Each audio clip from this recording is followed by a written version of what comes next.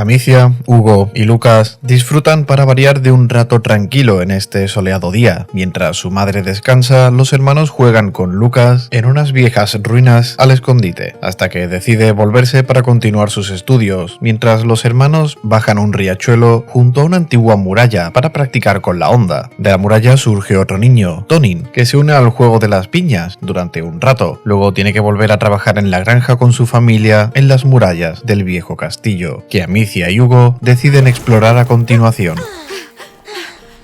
¿Te has hecho daño? No.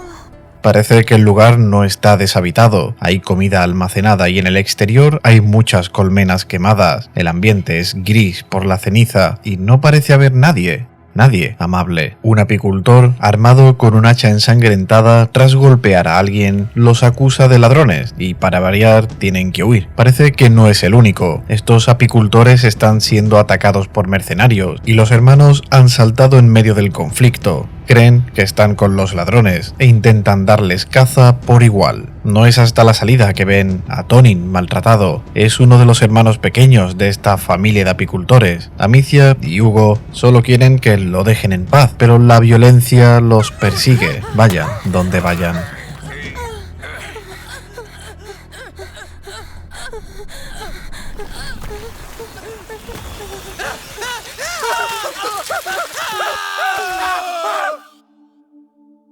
Hugo tiene últimamente un sueño recurrente. En él está en una isla. Al atardecer, despierta en la playa junto a un gran pájaro rojo, un ave fénix. El pájaro le guía por la isla mientras la mácula hace mella en el niño. Su visión se oscurece más y más. En el centro hay un árbol y un pequeño lago. Sus aguas hacen retroceder la mácula.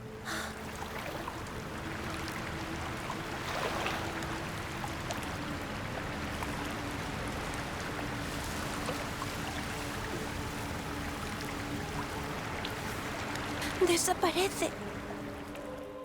Para cuando despierta están de camino a la Ciudad Roja, en busca de un alquimista de la Orden experto en la mácula. Ocultan a su madre que ha recurrido a las ratas. La historia con los granjeros aún no ha terminado. Están buscando por el camino a los niños que acusan de matar a los sobrinos de hijos del dueño. Amicia se separa de ellos cuando la arrojan del carro. Hay muchos hombres buscándola. Como no consiguen atraparle, incendian el campo hasta acorralarlos. A todos. Su madre es amenazada y su hermano vuelve a quedar inconsciente. Ya está. Está bien. Ya está.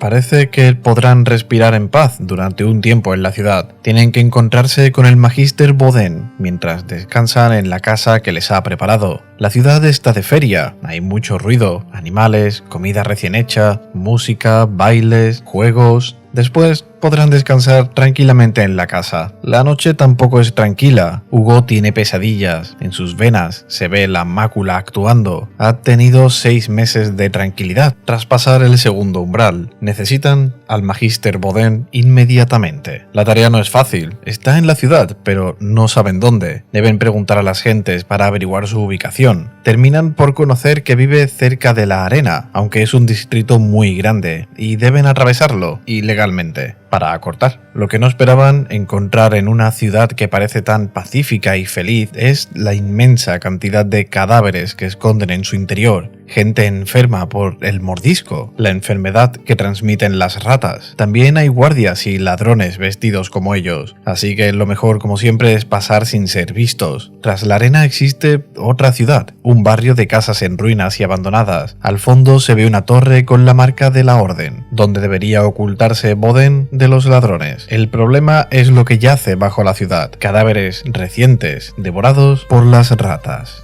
Como un mar, las ratas surgen a raudales, arrinconándolos. Por suerte tienen fuego. Para cuando salen de las ruinas, están algo más cerca de la torre, pasando unos cuantos mercenarios que esperan a su líder y entran en la torre. Amicia sigue atormentándose. Se supone que había terminado con esto, pero las ratas aún están, y además les siguen y se extienden. Quería evitárselo a Hugo, pero parece que será inevitable. Por suerte, Magister Boden está en la torre, concentrado en sus escritos. Sabía que la hermana llegaría. La orden está.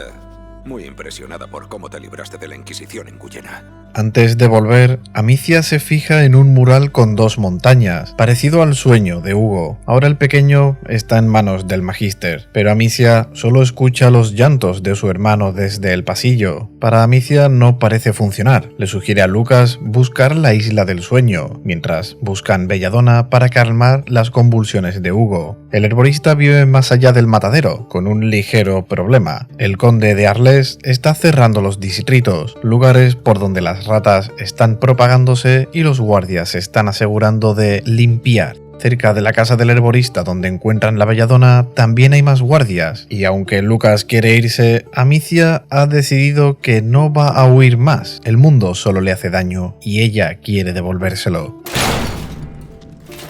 No esperéis morir rápido por lo que hicisteis.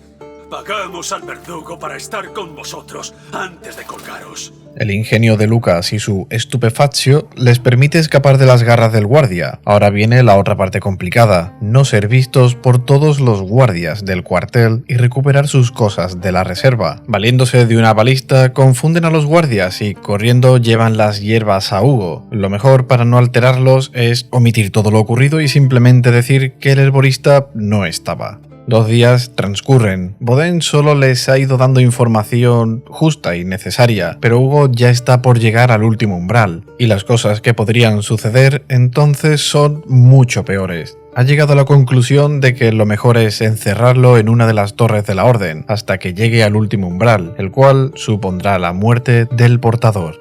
No. Tiene que haber algún modo. Al igual que la situación de los guardias, Amicia está entre la espada y la pared. Ansiedad, estrés, rabia, demasiadas emociones juntas, y la mácula se alimenta de ellas, si Hugo la viese. Boden recomienda ir a Marsella. Para ello necesitan transporte. Joseph es su contacto. Les espera en el muelle con un barco. Le pide a Lucas y a Amicia que le avisen para partir inmediatamente. Ya es de noche y las cosas en la ciudad están mucho peores. Los guardias han declarado el toque de queda. Hay que pasar sin ser vistos de nuevo. En el exterior de la ciudad, el puerto donde están almacenando y creando brea, quizás para quemar los cadáveres o la ciudad. Joseph está por irse viendo la situación, pero justo a tiempo le avisan de que lo necesitan para salir de aquí. Por suerte es compasivo y decide esperarles. Mientras Lucas espera con Joseph, Amicia se adentra de nuevo en la ciudad. La situación ha empeorado muchísimo. Las ratas, como el mar, lo inundan todo. De nuevo, culpa de las pesadillas de Hugo. Por favor.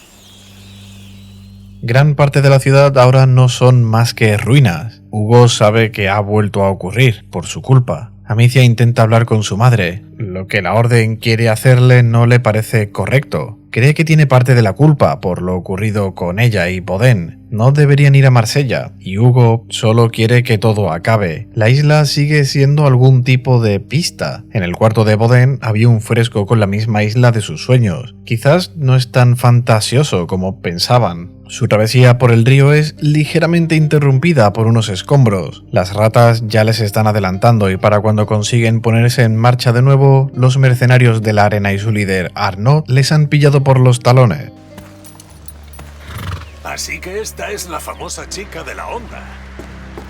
Parece que se te da realmente bien eso de cargarte a mis hombres. Los hombres de Arnaud intentan detener el barco desde ambos lados de la orilla. Por suerte está equipado con una ballesta fija para defenderse de los ataques. Uno de los virotes alcanza a Joseph en el cuello. Sin capitán que dirija, aprovechan para anclar el barco. Ahora no solo lleva su honda, tiene la ballesta del barco para eliminar rápidamente a los enemigos, pero Arnaud no le va a dejar cortar las cuerdas tan fácilmente.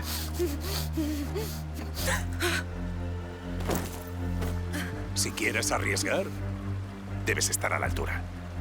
Amicia no aprende que contra enemigos grandes de frente no puede ganarles en lo físico, y su hermano tiene que acudir al rescate de nuevo. La barca, con Beatriz y Lucas, se ha desatascado. El agua se los lleva río abajo. Amicia ha conseguido lo que intentaba, hacer caso a su hermano y buscar su isla. Los hermanos ahora tienen que valerse por sí mismos, mientras Amicia tiene una gran herida abierta en la frente. No llega a terminar de sangrar ni curarse. Ella intenta que Hugo esté cómodo, tranquilo, pasean por un precioso paraje verde. Empieza a aficionarse con la colección de plumas. Cerca del lugar encuentran un grupo de peregrinos viajando a Roma. Su líder, Perro, está en medio de una misa. Al terminar, no tendrá problemas en darles indicaciones. Buscamos a un niño y a una niña. La chica ha matado a varios soldados y va armada. Por orden del conde de Arles, registraremos el campamento. Reconozco la culpa cuando la veo. Los hombres del conde han llegado hasta aquí, buscando a los hermanos por orden del mismo. Su líder, Perro, los guiará hasta el linde del campamento, un camino que les hará cruzar una cantera. Amicia se ha vuelto a abrir la herida de la cabeza en la caída. Tienen que darse prisa porque las ratas están cerca de nuevo. Hugo puede percibirlas y sentir la sangre de los enemigos, pero es inevitable que las ratas terminen por salirse de control. ¡Ya vamos! No puedo. ¡Amicia! ¡Por favor, ven! ¡No! ¡Amicia! La herida de su cabeza es grave, apenas se mantiene consciente. Atisba a ver al hombre que lo salvó de las ratas, el líder de los mercenarios, quien le provocó la misma herida. Arnaud ha estado cuidando de ambos, a pesar de todo. Existe alguien a quien odia más, el conde. Guerreó contra él y perdió, amigos y hombres. Ahora está casi solo, y no hay mejor protección que un niño que controla las ratas. A cambio, conoce la isla de Hugo, se llama La Cuna, y puede llevarlos, pero primero hace falta, de nuevo, un barco. Otra contrabandista que conoce tiene uno muy rápido. Ten mucho cuidado. Esto es un recordatorio de que deberían matarte. La contrabandista que buscan se llama Sofía, tiene carácter, y Arnaud está endeudado con ella. Tras pasar por varios soldados del conde, por supuesto, y algunas conversaciones para volverse más cercano con Arnaud, el muro, llegan con Sofía, el escorpión. De padre contrabandista y madre de familia adinerada, decidió seguir el camino paternal. La jefa de la banda, o ex jefa, viendo la situación, va a disolver la banda, y como le debe un favor a Arnaud, los acompañará a La Cuna. Como te vea hacerle daño a la chica, te mataré. Hecho.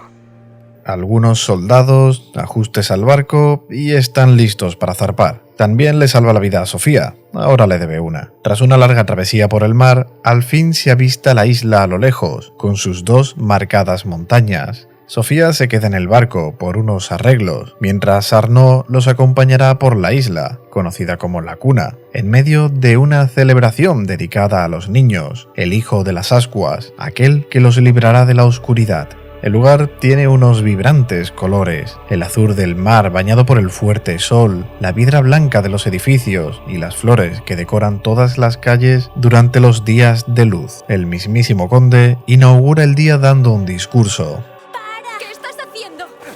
Es porque es el conde, Amicia. Hicimos un trato. Llama a las ratas. Espera, ¿qué? ¿Ese era el trato? Por eso Arnaud se ha mostrado tan amigable. Hizo un trato con el niño. A cambio de traerlos hasta aquí a salvo, él usaría su poder sobre las ratas para matar al conde, Víctor, el que acabó con la mayoría de sus hombres. Si no puede usar al niño, lo hará él mismo, aunque ello implique en trifulca personal a los hermanos, teniendo que huir, como siempre, hasta la aparición de la condesa, que puso orden a la situación. No te dejes llevar.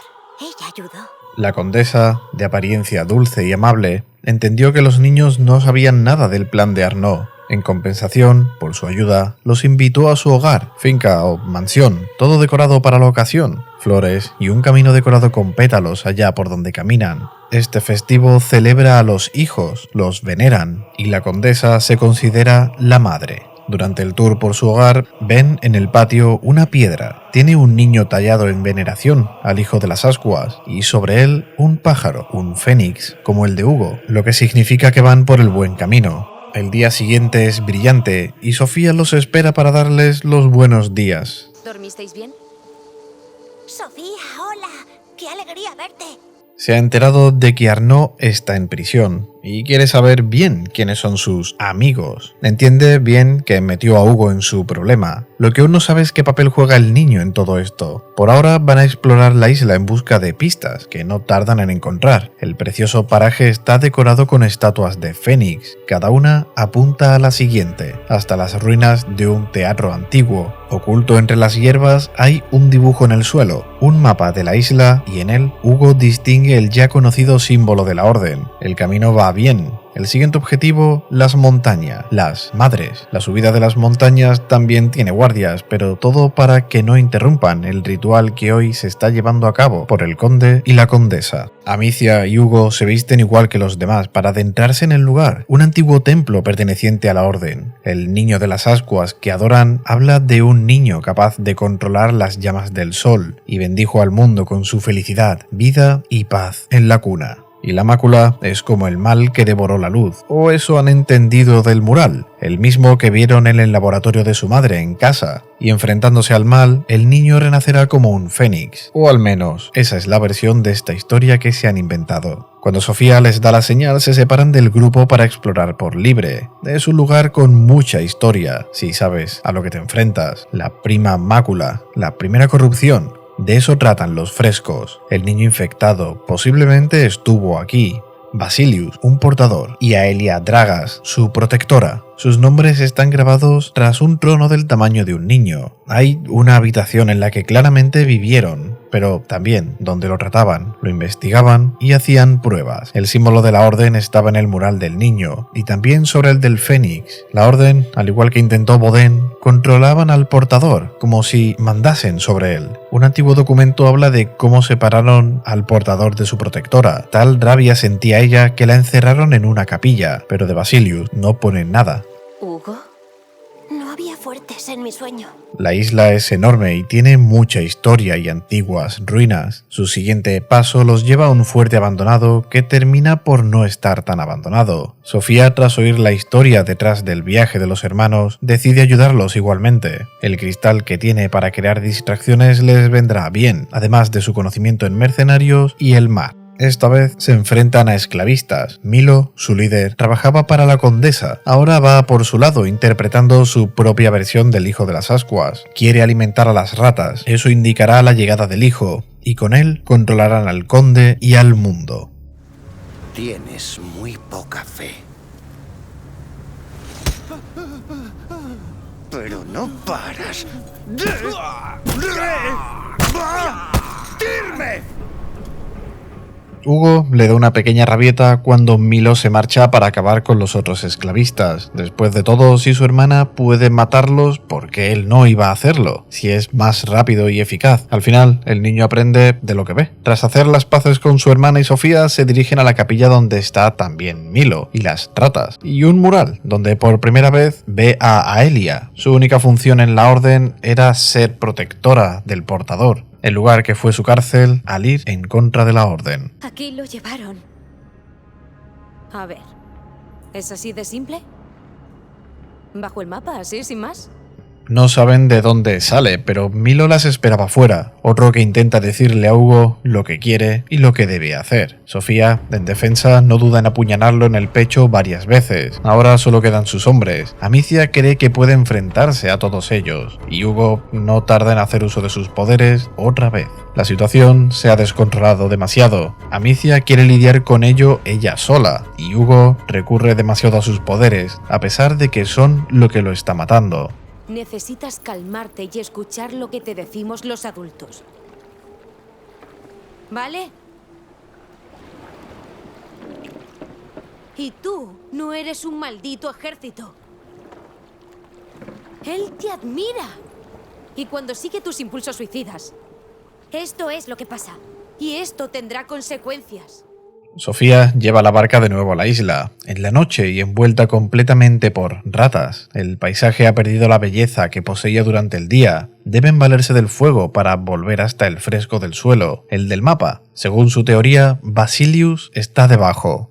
Aelia le siguió por estas construcciones subterráneas para recuperarlo. Lamentablemente solo pudo contener a los soldados de la Orden hasta cierto punto, donde encuentran lo que parecen sus restos frente al gran portón que los separa de Basilius. Hugo no quiere seguir, oye ruido en su cabeza, hay mucha secreción de las ratas por las paredes, como si se acercaran al núcleo de un nido. El origen, la prueba del último umbral. Y Hugo tiene miedo, sabe que se acerca algo peligroso, terrorífico, chilla en su cabeza, cree que las respuestas están ahí y quiere llegar, sea como sea, aunque su hermanito no quiera.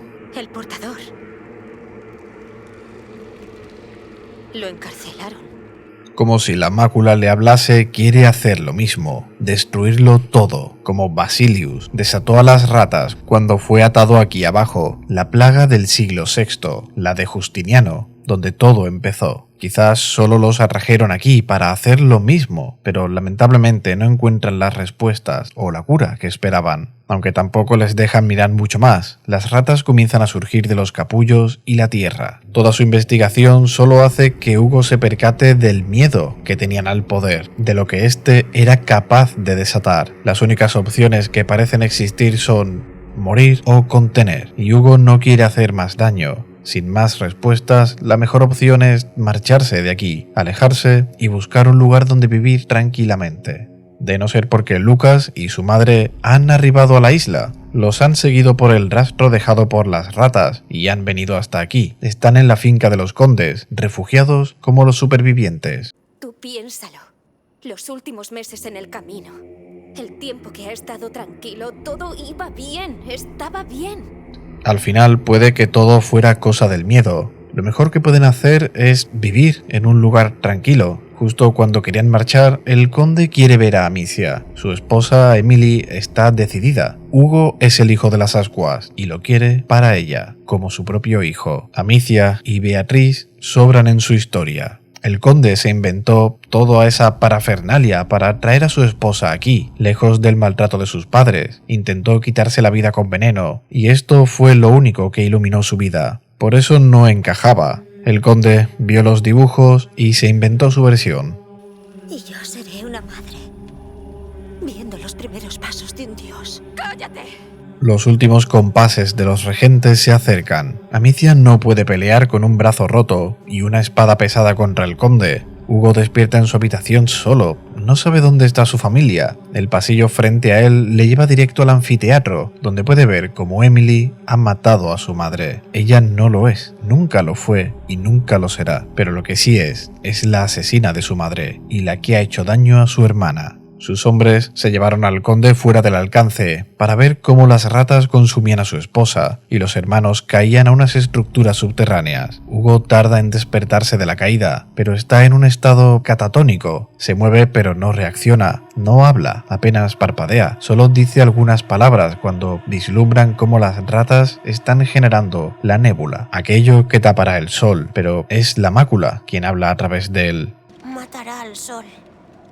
Las ratas están empezando a formar más burbujas de las que nacen. La situación nunca se les había presentado peor. Cuando al fin ven el puerto, escuchan a unos guardias hablar de la ejecución de Arnaud, que estaba ya prácticamente olvidado, y Hugo no quiere dejarlo atrás, que ha vuelto en sí gracias a las palabras de su hermana y Lucas. Los soldados están regodeándose en su ahorcamiento, lo que les dará ventaja para el ataque sorpresa, pero Hugo tiene que recurrir a su poder de nuevo. Pues vamos allá. Venga.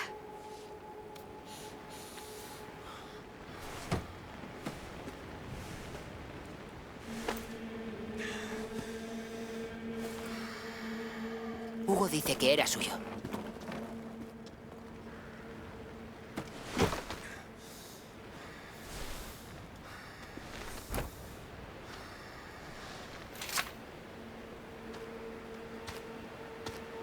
Hora de marcharse. Suerte que Sofía no se ha ido sola. Arnaud está agotado. Descansa en cubierta. Sofía vigila el horizonte. Lucas repasa unos documentos y Hugo está pensando en lo ocurrido. Como su madre dijo, quiere ir a esa casa que tenía en las montañas. Allí podrán ser felices. Pero el conde sobrevivió. No va a dejar que salgan con vida. En un barco mucho más rápido que el suyo, se ponen a su nivel rápidamente. Llueven flechas de fuego, jarrones de aceite y por último los embisten. Lucas y Sofía han caído por la borda. Arnaud y Amicia luchan contra los hombres de Víctor, pero un flechazo en el costado de Amicia desata la rabia de Hugo. Lamentablemente en el mar no hay ratas y se lo lleva con él. Prenderemos fuego a este mundo.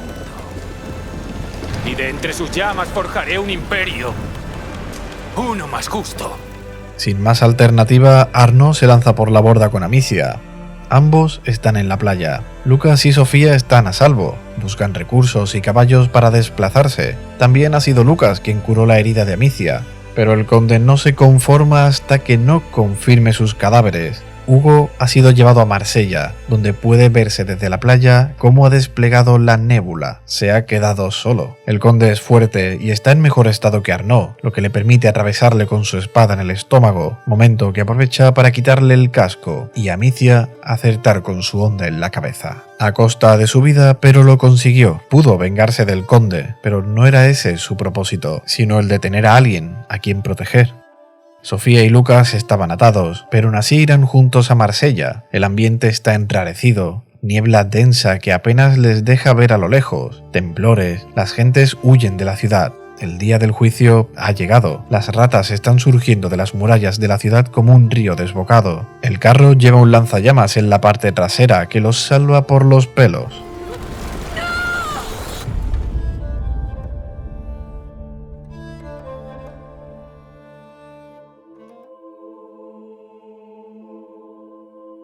No saben cómo, pero han sobrevivido, heridos pero vivos. Es el momento de tomar una decisión. Para Amicia es su hermano, es su deber, no quiere involucrar a los demás, pero ellos también están conectados a Hugo, son parte de la familia. Aunque por culpa de la caída de los escombros, mientras se acercan a lo que parece la cuna, el núcleo, donde está Hugo, ambos se terminan quedando atrás. El lugar donde se unen, Hugo, la mácula y la nébula, deja un paraje desolador, amarillento. La voz de Hugo suena como un eco en ese confuso lugar infinito, un lugar donde las leyes naturales no se rigen igual. Es un lugar de muerte, y si Amicia no lo acepta no podrá avanzar, no podrá encontrar a Hugo. La alternativa le da miedo, su hermano lo sabe, lo ha aceptado, pero ella debe hacerlo también, o no acabará, no habrá aprendido nada. Debe impedir que se convierta en un monstruo, destruirá todo aquello que ella le enseñó, lo bonito del mundo. Ya sabes lo que debes hacer, como Basilius, Hugo está encadenado, debe ponerle un fin.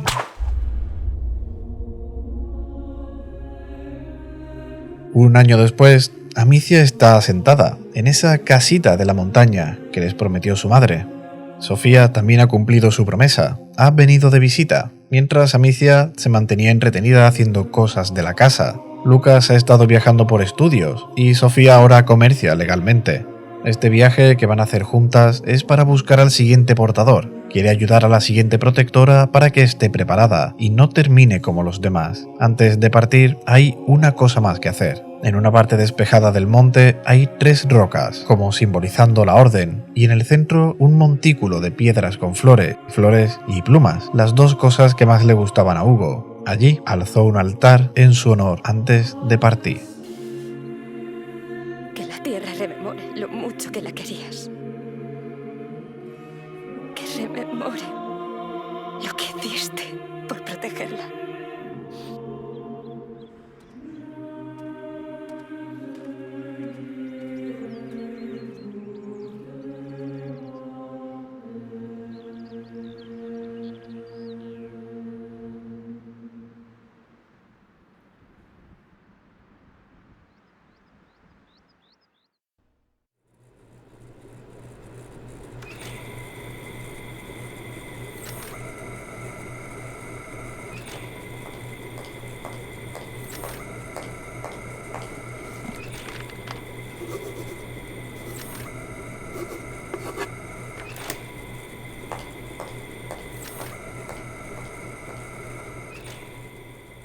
Este es el primer ending que grabo con una gran distancia respecto a la edición y la publicación del vídeo. Lo bueno es que esto me compra muchísimo tiempo respecto a intentar no fallar ningún mes. Al tener todo este tiempo de margen, Este mes, no actualmente para mí, es la no E3. Aquí se decide lo que haga la segunda mitad del año. Como dije en el vídeo de relleno, el cual para mi yo actual aún no he publicado, según lo que muestre decidiré qué vídeo hacer para la segunda mitad. Pero en principio los únicos vídeos inamovibles serán The Thinking City, Atomic Heart y Lords of the Fallen 2023, el último lanzado. Y como extra estará Lies of P. Pondré una publicación al respecto o quizás pues haga otro vídeo en la E3, ya veremos. Por ahora solo puedo confirmar que este mes hay otro vídeo más, la parte 2 de Death Stranding 1. El primer vídeo era introductorio y de lore, el segundo ahora pues nos centramos en la historia del juego. ¿Qué vídeo será el siguiente oficial? Pues ni siquiera yo lo sé todavía. Muchas gracias por ver este y si queréis apoyarme compartid el vídeo o monetariamente haciéndoos miembros del canal.